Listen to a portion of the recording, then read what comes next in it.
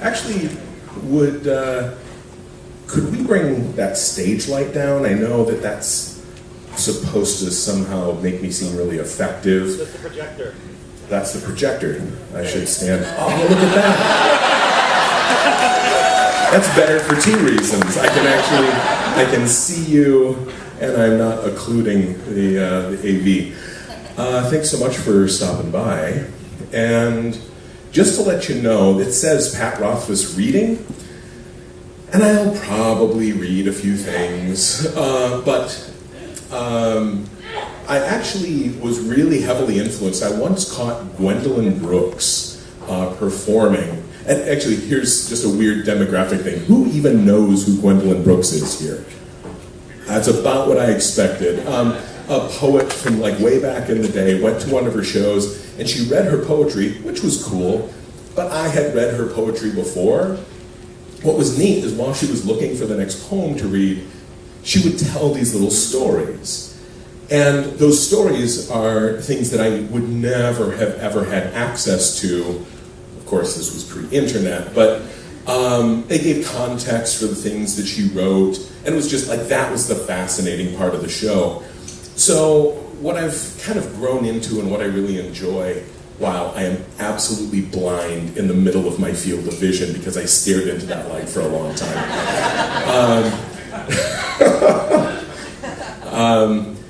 So we'll do a little bit of Q&A here as well. I'll read some stuff. But then, if people have questions, you can ask them. This is advance warning. You know, I know some of you really like to formulate a very tight question, so you can start working on that now.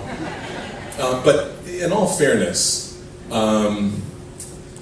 you're going to ask a question, and I will probably tell a story vaguely related to the topic of your question, just to get it all on the table. And also, just so I know how to gauge what I'm saying up here.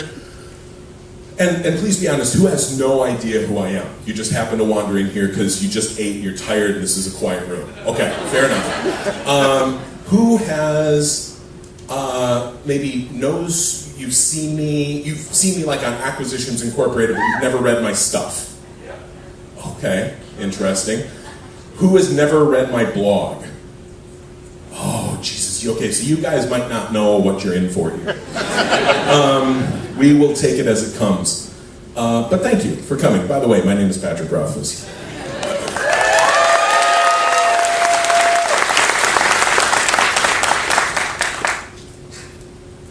You know, especially because the image is already up there, and because some people have never read my stuff, and a lot of people might not know who I really am. Maybe we can start with this. No, here's, wait.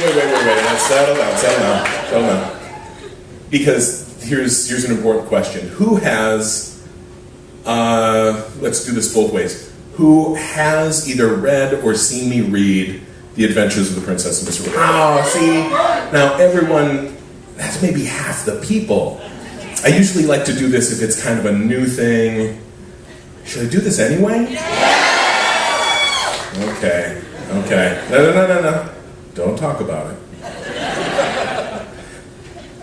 So, okay. Oh, now see, that light, that is absolutely a house light. Could we take that down a little bit? House light people? Oh, that's so... Oh, you're beautiful. And the dimmer that light is, the better I will look too. So, this is a little picture book that I wrote a while back called The Adventures of the Princess and Mr. Whiffle.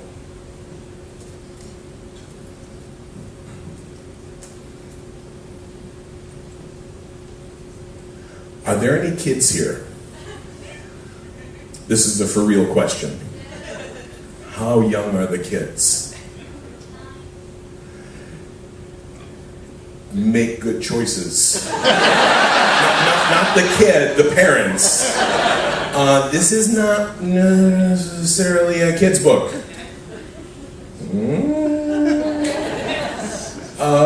Fair warning, This is my little song. I'm giving you enough time to get out of the room. The entire content of this Q&A and reading is probably not appropriate for children. I cuss way too much, and we're probably going to end up talking about sex at some point.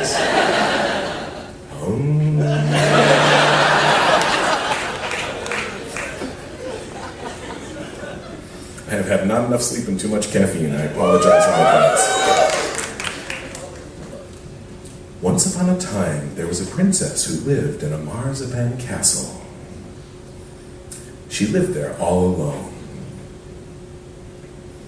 Except for Mr. Whiffle, who didn't count because he was only a teddy bear, and the thing under the bed. Mr. Whiffle was the princess's best friend. They spent all their time together and had many fabulous adventures. They found buried treasure by the old stump. They defeated the Black Duke's rebellion at the Battle of Bainbridge. Victory came at a great price. The princess was sore wounded, and Sir Whiffle was forced to take terrible revenge. They fought Greenbeard the pirate and defeated him. Though, in the heat of battle, Mr. Whiffle was nearly drowned and was only saved due to the princess's quick thinking. But when her daytime adventures were over, the princess always returned to her marzipan castle. After she had dinner and washed her face, she and Mr. Whiffle went to bed. But they were not alone. The princess had never seen the thing under the bed because it didn't like the lights. During the daytime, when the bright sun was out, it hid in the deep shadows under the bed. It even hid at night when the lamps were lit. That's why the princess always kept a candle burning.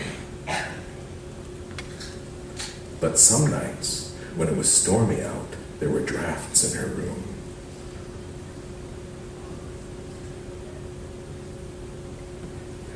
And then the thing didn't need to hide anymore. The princess had never seen the thing, but she knew what it was like. It had great wide eyes that could see in the dark, and a great wide mouth for tasting things. It had thin, flat lips, and a wide, flat tongue. Its skin was greenish, grayish, brownish. The princess thought that it was prickly like a nettle, or scaly like a fish, or slimy like a frog, but it was actually soft like velvet, so the thing never made any noise at all when it moved. The princess knew that it had great big hands with great long fingers, and its long, long arms had an extra elbow, so it could reach out from under the bed, reach up, then bend to reach the top of the bed, and tickle the princess silly.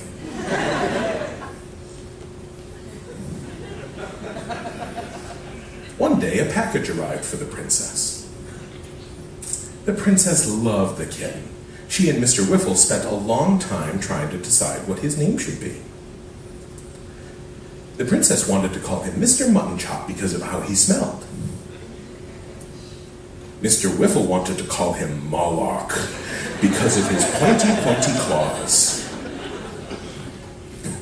Regular audiences do not laugh at the Moloch joke nearly as much as that. Thank you. They comprised by calling him M.M., or Emmy for short.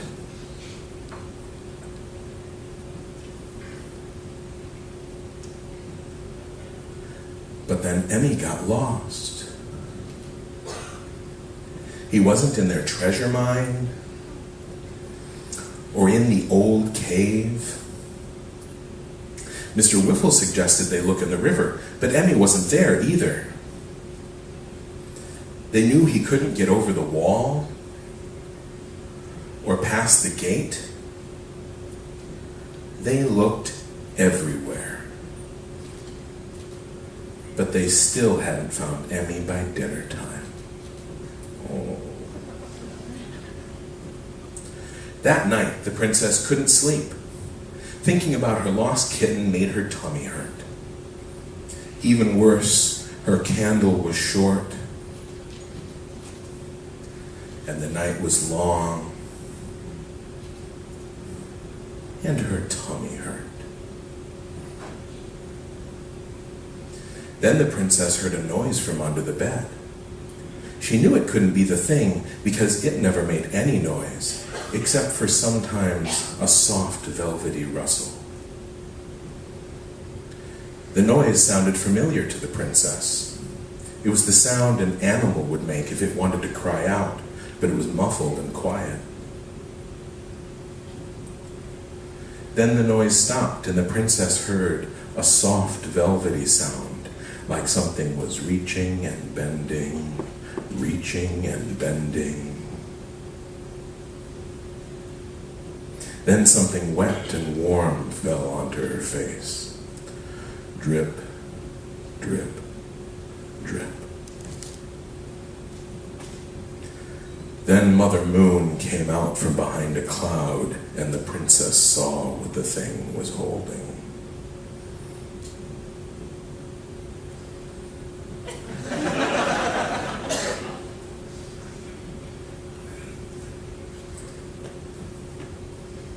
Last chance. Get your kid.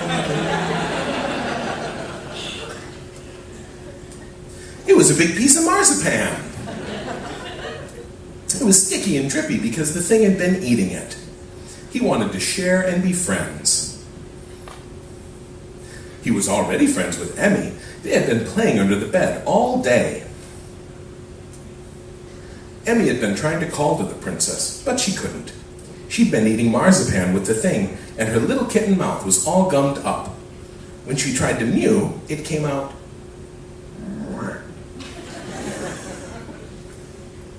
But now they were together again, and now that the princess had met the thing, she wasn't scared anymore. And so the princess ate them.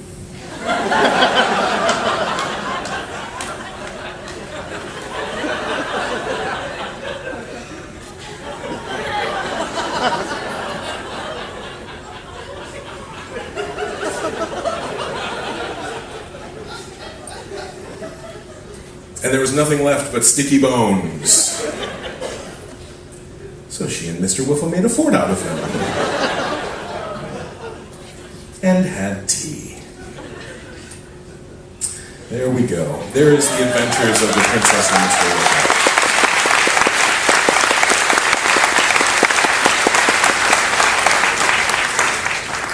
Now, very briefly, just so that we are all on the same page, are we okay out there?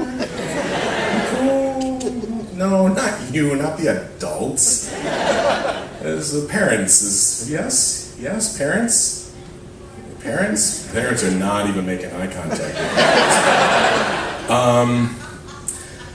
I hope that we would have a certain amount of trust with each other, and I would hope that you would trust that I would never, engage in the bullshit that is a twist ending. Because narratively, that is fucking out of bounds. That's bad storytelling. This is not a twist ending. This is a story that maybe you might, if you were engaging in it the first time, you might not have been reading in the appropriate way. So, once upon a time, there was a princess who lived in a marzipan castle. She lived there all alone.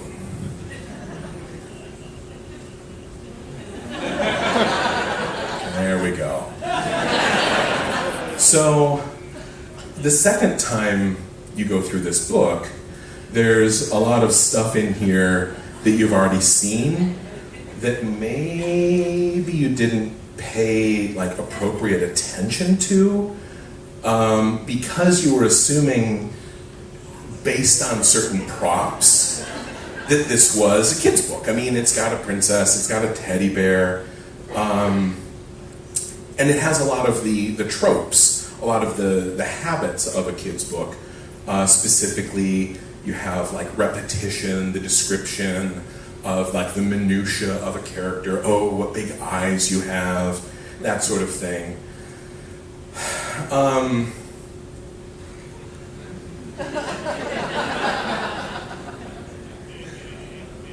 But you know, there's more going on here than what you might originally think. And the reason I do sometimes enjoy reading this for a mixed audience, people who have heard it before and people who have never heard it, is the people who are listening to me read it for the second time, who already kind of know what's really going on. Now, the people who have heard it before, was the experience of this story, say, vastly different from your first time around? Who's to say, did you actually see and hear and notice things in the second read-through that you didn't, even though I had gone through it before? I tend to unpack this a little bit after I read it. Who got like a couple of new things out of this, even though you've seen me do it before? Has anybody seen me do this twice before? Did you get anything new from it? Anyone that's seen it twice? Yeah. And so that's kind of what I like to do in my writing, is I like to tell you a story that is actually more than one story, depending on how close you're paying attention or how many times you've read it. And I like to bury things in the story to reward people that are paying better attention. Hadn't found Emmy by dinner time. Right, yeah. Oh, so there's one. There we go. There we go. That's delicious to me. There we go. Thinking about her lost kitten made her tummy hurt.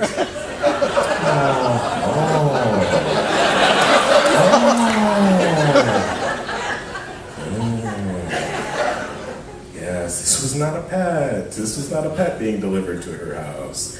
So, there we go. And maybe, you know, I want to look at this one again. This is, Nate Taylor was my illustrator for this. He worked on Slow Regard to Silent Things with me. He did the map to my book. He is my go-to illustrator. We've done a bunch of stuff together, including those of you that dig on Rat Queens. We did a little 5-page mini-story that'll be showing up in issue 2 of the reboot, which is a ton of fun. I got to write something for Rat Queens. Anyway, there's the adventures of the Princess and Mr. Whiffle. We will let Mr. Whiffle stare at y'all for a moment until they cut the projector, which we probably should do because you don't want him looking at you too much.